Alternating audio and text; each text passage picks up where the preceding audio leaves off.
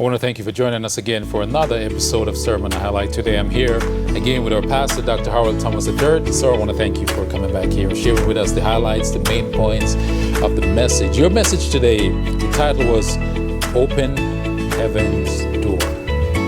Window. Well, the door is there too. I can't go through it. But open heaven's window. And you talk about tithe and offering in that sense. So for those of us who don't know, what is tithe?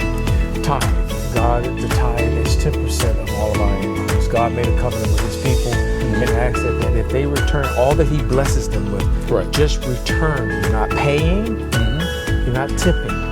Right. You're returning to God a portion of all that he's blessed you with. Nowadays is our income.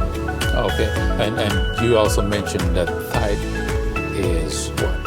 Obedience? Yes. And offering is devotion. So you're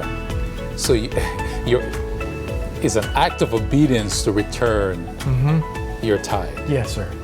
But with your offering, it's more of you devoting. Yeah, you're declaring my devotion to God and his goodness. So it moved beyond my obedience, but it's more of my donation or my devotion that God, I believe you, trust you, appreciate you. So the tithe goes into the storehouse, the offering pushes the mission even further. So it's that added layer where God cheerfully gives from gratitude and appreciation and not just obligation, a covenantal obligation. And if we practice those, they are spiritual training. Oh yeah, spiritual training. Because all this revolves around trust. Do I trust God at his word? Because God said, that's the only place in the Bible where God says, try me, test me in this, and see if I will not open to you. So God is saying, listen, I'm giving you all this, return back. And if you return back, I promise to give you an overflow. Isn't that amazing? Wow. God says, I give it to you. Give me this portion back so I can invest in my work to move it forward. And I'm going to bless you even with more. And God says, test me in this, because what we're developing is that habit of consistent trust in God. Will I trust him when it's not easy to tithe?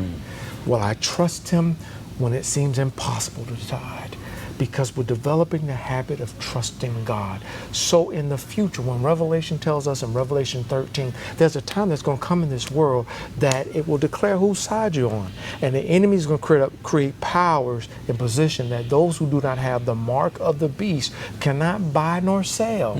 So they're going to try to control and manipulate individuals that if you don't bow down and do it the way we want you to do it, and compromise your faith with me, with God, then I won't feed you, nor will you be able to buy or sell. So we develop the habit of now, consistently trusting God. It'll be easy later.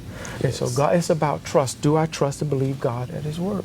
So I'll see how the spiritual training comes in there for us later on. And you wrap up everything with Jesus paid it all. Yes. We can look at that and we can see, he devoted himself to his work. Yes. He was obedient to the Father. So it kind of goes hand in hand in that.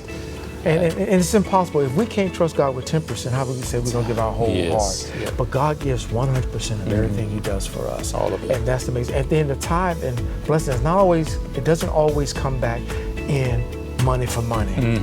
Sometimes God preserves our health. Yes. He keeps crisis from coming in. He allows cars to run longer, shoes to last longer, cars to homes to minimize breakdowns. He blesses us with promotions. Sometimes he blesses us with just sustaining consistent employment. So he has more than 1,000 ways to provide us. Yes. Well, thank you, Pastor. Thank you for that message today to us. And thank you for coming back here and sharing the highlights and main points with us as well. Thank you, sir. Thank you all. I appreciate it, man.